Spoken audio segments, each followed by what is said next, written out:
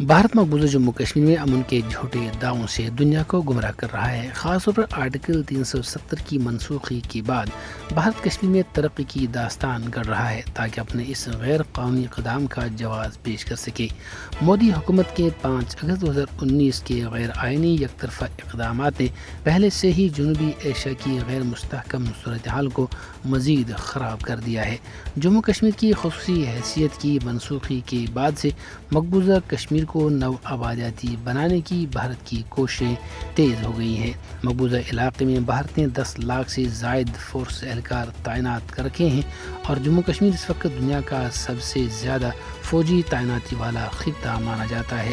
بڑی تعداد میں بھارتی فوجوں کی موجودگی سے علاقے میں ہر طرف خوف و دہشت کا ماحول پایا جاتا ہے اور قابض اہلکاروں کی طرف سے قتل و غارت، بلا جواز گرفتاری اور تشدد وغیرہ روز کا معمول بن چکا ہے۔ بھارتی قبضے میں کشمیری عوام شدید مشکلات کا شکار ہیں اور ان کی شناخت بھی داؤ پر لگی ہوئی ہے۔ سیاسی تجزیہ کاروں اور ماہرین نے مقبوضہ جموں کشمیر میں حالات معمول کے مطابق ہونے کے مودی حکومت کے بیانے کو بالکل بے بنیاد قرار دیتے ہوئے کہا کہ بھارت اپنے پروپیگنڈے کے ذریعے زمینی صورتحال کو ہرگز چھپا نہیں سکتا۔ بھارت صرف اور صرف فوجی طاقت کی بل پر کشمیریوں کی سرزمین پر قابض ہے۔ بھارتی حکومت نے کشمیریوں کے تمام حقوق سلب کر رکھے ہیں۔ تنازع کشمیر کے حل میں بنیادی رکاوٹ بھارت کی ہر دھرمی اور غیر حقیقت پسندانہ طرز عمل ہے۔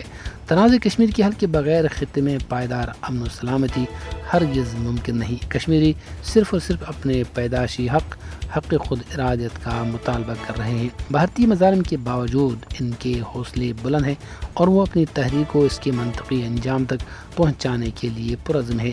بھارت کا فوجی جبر کشمیریوں کے آزادی کے غیر متزلزل جذبے کو کبھی بھی دبا نہیں سکتا۔